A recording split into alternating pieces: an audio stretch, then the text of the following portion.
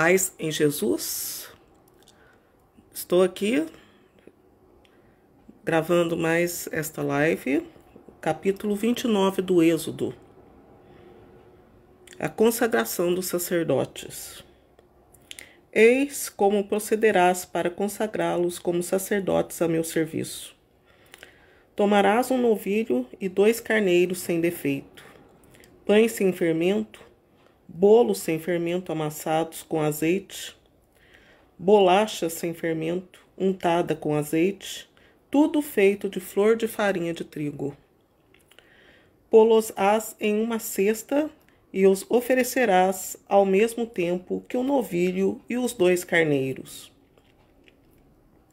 Farás aproximarem-se Arão e seus filhos da entrada da tenda de reunião e os submeterás a uma ablução. Tomarás em seguida os ornamentos e revestirás Arão com a túnica, o manto do efode, o efode e o peitoral, e lhe porás o cinto do efode. Por-lhe-ás o turbante na cabeça, e sobre o turbante porás o diadema da santidade. Tomarás o óleo de unção e o ungirás, derramando-o sobre a cabeça. Mandarás aproximarem-se seus filhos e revestirás de túnicas.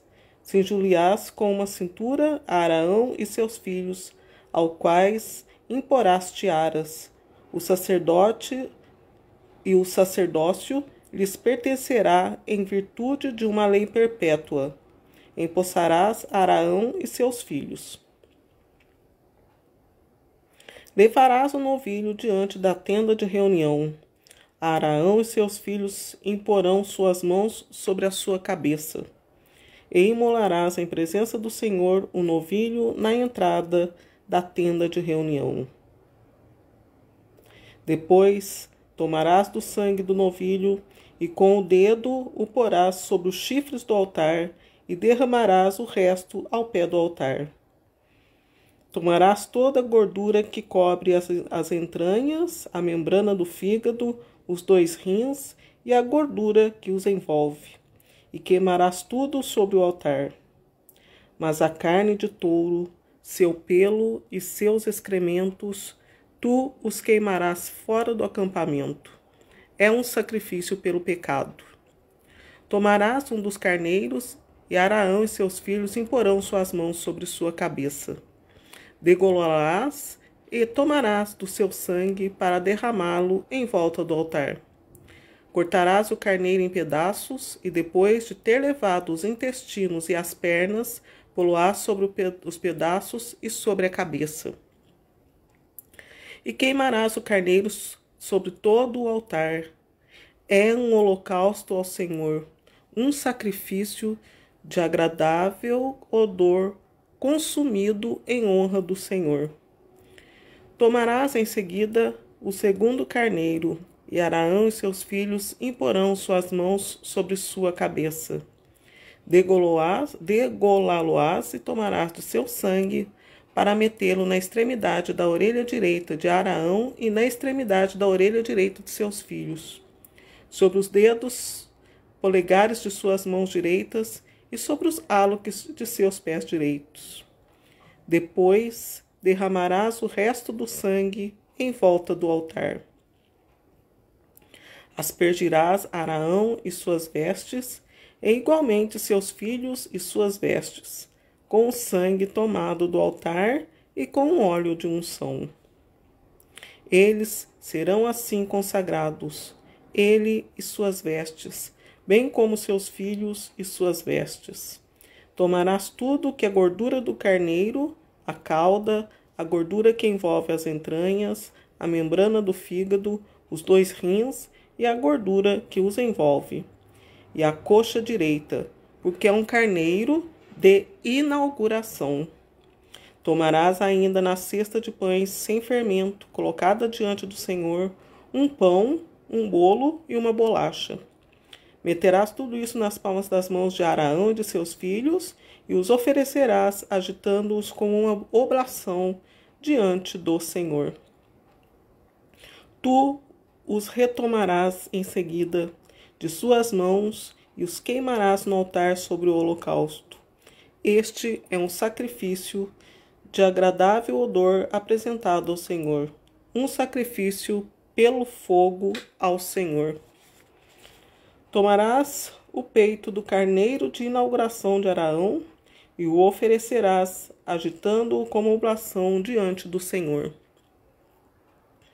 Esta será a tua porção. Consagrarás então o peito da oferta agitada e a perna da oferta reservada, todas as partes agitadas e reservadas do carneiro de inauguração que são destinadas a Arão e seus filhos. Este será um direito perpétuo devido a Arão e seus filhos pelos israelitas. Esta é uma oferta reservada, aquela que os israelitas terão de tomar de seus sacrifícios pacíficos. Uma reserva que devem ao Senhor. Os ornamentos sagrados de Arão servirão para seus filhos depois dele, que os vestirão quando se lhes der a unção e forem empossados. Aquele dentre os seus filhos que for sumo sacerdote em seu lugar e que penetrar na tenda da reunião para o serviço do santuário, os levará durante 7 dias. Tomarás o carneiro de inauguração e farás cozer a sua carne em um lugar santo. Arão e seus filhos comerão a sua carne e o pão que está na cesta à entrada da tenda de reunião. Comerão o que tiver sido utilizado para expiação, quando de sua tomada de posse e sua consagração. Estrangeiro algum comerá deles, porque são coisas santas. Se sobrar ainda da carne da vítima de inauguração ou do pão até o dia seguinte, queimarás o resto. Não será comido, porque é uma coisa santa. Quanto a Arão e seus filhos, farás como te ordenei. Empregarás 7 dias em uma tomada de posse. Cada dia imolarás um novilho em sacrifício expiatório pelo pecado. Por esse sacrifício expiatório tirarás o pecado do altar e far-lhe-ás uma unção para consagrá-lo. A expiação do altar se fará durante 7 dias, e consagrarás esse altar, que se tornará coisa santíssima, e tudo que o tocar será consagrado. O holocausto perpétuo.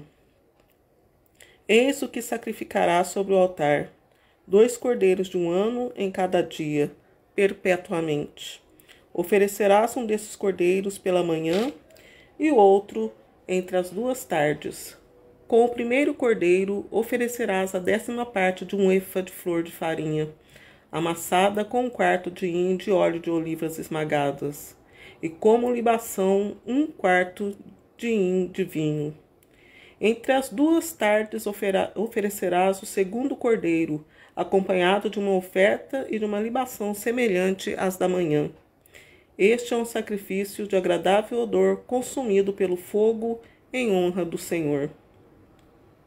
Este holocausto será perpétuo e será oferecido em todas as gerações futuras, à entrada da tenda de reunião diante do Senhor, onde virei a vós para falar contigo. É nesse lugar que darei entrevista aos filhos de Israel, e ele será consagrado pela minha glória.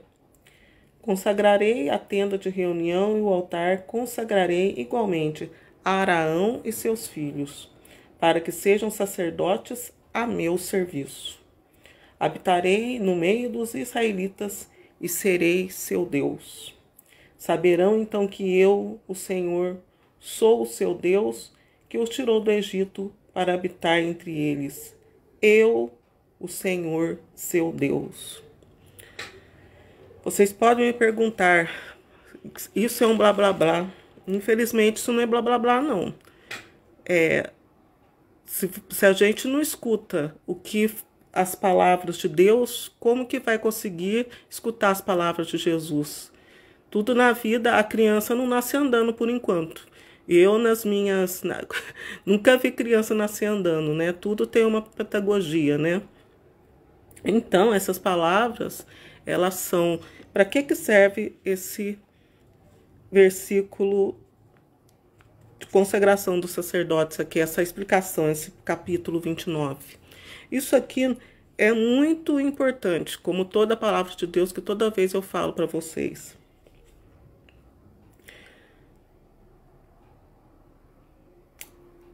Esse capítulo, ele está falando de Jesus. É um capítulo triste, é um capítulo muito triste, porque Jesus, quando veio ao mundo, como eu já tenho em outras reflexões passadas e futuras também, outras reflexões também eu vou mencionar isso. Jesus, quando ele veio, não tão passadas, que as passadas das reflexões, elas estão falando do começo, né, do sofrimento do povo, né, o Êxodo é o começo do sofrimento do povo do Egito, né? Então, mas é do capítulo 20, mais ou menos, do capítulo 20, isso. O 14, né, é a fuga do Egito, né? Tem o 12, que é da Páscoa. Eu sei que o 20 já começa a falar sobre os sacrifícios, né? Sobre o templo. Quando vai começar o gerenciamento. As pessoas dizem que é o começo do gerenciamento, mas é o final também. É o final do gerenciamento de Deus. Porque quando Jesus veio, o que simboliza? Todas essas coisas, tudo tem um significado. É a obra de Deus. O novilho é um sacrifício de inauguração. Essa inauguração é pelo sacrifício de Jesus. Os sacerdotes, eles servem a Deus. Qual que é essa simbologia de pegar aqui a mais importante, né? O cordeiro e impor a mão em cima da cabeça do cordeiro. O sacerdote estava sacrificando a mente do cordeiro pela mente de Jesus. No dia do sofrimento de Jesus, ele, com tantas cusparadas, bofetadas, ele permaneceu com a mente funcionando. A pessoa, quando ela não estuda esse trecho aqui, quando vê falando, né, dos soldados, quando a pessoa se interessa em saber, né, da morte, da crucificação de Jesus, né? Porque como que Jesus conseguiu resistir a tanta bofetada, tanta, né, a coroa de espinhos, só a coroa de espinhos já, né, ia acabar com ele, né? Tanto sacrifício. Por quê? Por causa desse sacrifício aqui do cordeiro. Tudo que Jesus conseguiu, né, humanamente, né, por nós que somos humanos, né, a gente, qualquer coisa que acontece com a gente já, né, já perece, né, já não aguenta mais. Imagine Jesus, né?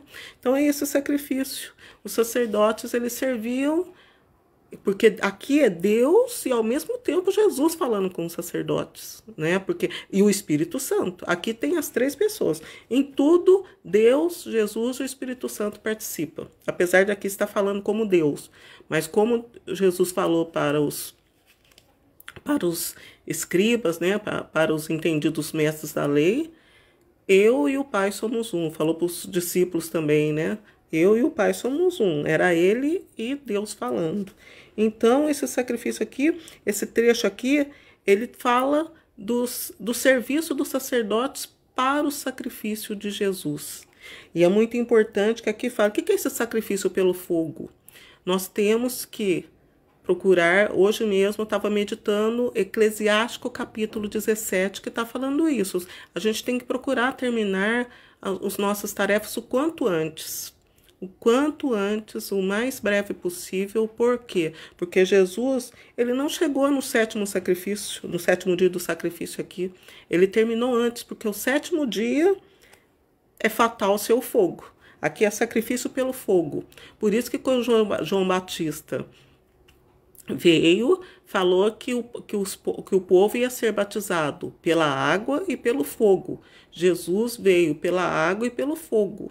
Por isso que ele respeitava os sacerdotes. O sacerdote escolhido genuinamente por Deus, ele tem o poder de preparar o fogo. Então, se o sacerdote for realmente escolhido por Deus, a Santíssima Trindade, na pessoa de Deus, ele for escolhido, ele tem o poder, nesse caso aqui são os descendentes de Araão, porque é perpetuamente, eternamente, são os descendentes de Araão, os que no dia lá do derradeiro, que não tá longe, Este dia não está longe, está perto, porque é Instituto do Templo. Acho que foi na live passada, eu não lembrava o nome do local que está sendo preparado, todos os paramentos para Jesus, né? Esse lugar chama-se Instituto do Templo. Já está sendo confeccionado, as roupas já foram expostas, as roupas dos sacerdotes já estão nos manequins, já estão sendo preparados sacerdotes. Então, quando eles entenderem e perceberem que está chegando, né, a época, porque eles sabem, né, porque eles são, eles têm a autoridade de Deus para isso, né, vai ser pelo fogo. Então, não fique tranquilos, né? A gente fica relaxado, sossegado, não. Tá chegando o tempo final.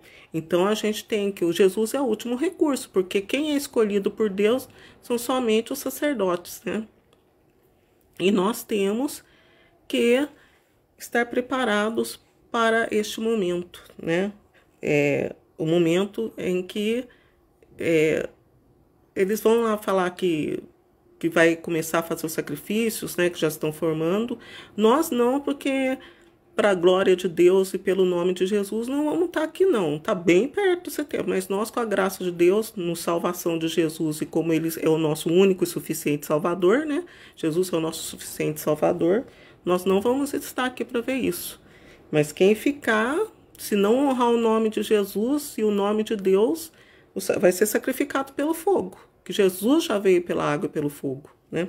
Jesus é o sacerdote eterno, né? Porque o sacerdócio, quando chegar lá no céu, eles vão perder o sacerdócio, né? Eles vão ser pessoas, né? Não sei o que Deus vai fazer com a vida deles lá, com o espírito deles. Mas só Jesus é o eterno sacerdote, né? Tu és sacerdote para sempre, segundo a ordem de Melquisedeque. Então... só Jesus pode nos salvar, nós que somos daqui. Então, esse trecho é muito importante. Ele tem uma importância enorme. Tem aqui também, né, todas as simbologias. Nota-se aqui também, com uma parte muito importante que eu tinha visto aqui. Aqui está simbolizando, né? Aqui fala... mas a carne de touro, seu pelo, seu excremento, tu os queimarás. Porque Jesus é Deus, Jesus é Espírito. Então, tudo que está acontecendo aqui com o novilho é o que não aconteceu com Jesus. Não quebraram as pernas de Jesus, e aqui quebra a perna do novilho, né? Tá aqui, aqui tem que quebrar a perna do novilho também. Tudo que aconteceu com o novilho foi para a glória de Jesus. Foi serviço dos sacerdotes a Deus e a Jesus. Então, isso é muito importante. Esse trecho aqui é muito importante. E aqui também, nem templo era isso aqui. Era um templo, né? Porque era um tabernáculo. Mas não era o templo de paredes de madeira. Era um lugar que depois mudou de lugar, né? Depois foi destruindo, né? Até agora já vai ser o terceiro templo, parece, né? E aqui nem precisou ser templo. Na própria lona, os sacerdotes já serviram Jesus já. É nesse lugar, versículo 43 do capítulo 29. É nesse lugar que darei entrevista aos filhos de Israel, e ele será consagrado pela minha glória. Então, quem estiver lá será consagrado pela glória. Só quem estiver lá. Nós aqui nem adianta cogitar nisso, né? Então, porque a mesma coisa que está acontecendo aqui vai acontecer com quem for escolhido por Deus, agraciado por Deus para estar ali. Habitarei no meio dos israelitas e serei seu Deus. Saberão então que eu, o Senhor, sou o seu Deus, que os tirou do Egito para habitar entre eles. Eu, o Senhor, seu Deus. Então eles saberão porque eles estarão vivos, né? Essas pessoas que não sabem de nada, eles estão mortos, né? São pessoas mortas. Moisés, ele morreu. Até tem aquela parábola de Jesus que fala, né? Do rico, né? Que foi para o inferno depois de fazer tanto o Lázaro sofrer, né? Daí Jesus conta essa parábola e fala assim: pai Abraão, manda o Lázaro vir aqui molhar a ponta do dedo, né? Para me refrescar. Daí ele pega e fala assim: se não, eles têm a Moisés que o escutem. Daí fala, não, minha família não vai escutar. Daí fala, se eles não escutaram Moisés, nem se um morto ressuscitar dos mortos, se alguém ressuscitar dos mortos, irão acreditar. Por que que não irão acreditar? Porque um morto que consegue ressuscitar dos mortos, ele morreu com Cristo, no caso nós, e terminou antes do tempo. O rico não, o rico passou dos 7 dias, não foi suficiente para ele terminar a obra dele, né? No Eclesiástico, capítulo 17, fala isso. Qual que é a obra de Deus? A obra de Deus para nós, depois que nós ouvimos a palavra de Jesus, é acreditar naquele que Deus enviou, que é Jesus. E temos que acreditar, né? Porque Jesus é o sexto, Jesus veio pelo 4º dia, e veio a água, 4º dia, a água do dilúvio, né? Por isso que é tanta água, né? Jesus veio no 4º dia, que simboliza a água do batizado. Por isso que ele foi batizado por João Batista, né? Mandou os discípulos batizarem. Jesus veio pelo 4º dia e pelo 6º dia. E veio no 6º dia. Ele cumpriu o 6º dia. Mas ele veio pelo 7º dia. O 7º dia é para todos aqueles que não sabem que Deus é o Senhor que os tirou do Egito para habitar entre eles, né? Aqui está aqui no versículo 46. Vai ser os que vão estar comendo, bebendo, casando e dando-se casamento, até que veio, né, o fogo, não vai ser mais dilúvio, né? Por isso que as pessoas fazem essa piada, que o mundo vai acabar em fogo, né? Então, gente, esses são os pontos importantes desse capítulo 29. Já estamos terminando, chegando na reta final das nossas reflexões. Com a graça de Deus, a reflexão já foi feita, né? Já foi refletido com a graça de Deus. Pelo menos uma pessoa já viu, né, as coisas que eu falei, pelo menos 1 minuto ou 2, mas já foi feita a reflexão. Alguém viu que eu já fiz a reflexão, né? E espero ter ajudado vocês, é importante. E até um próximo dia, se Deus quiser.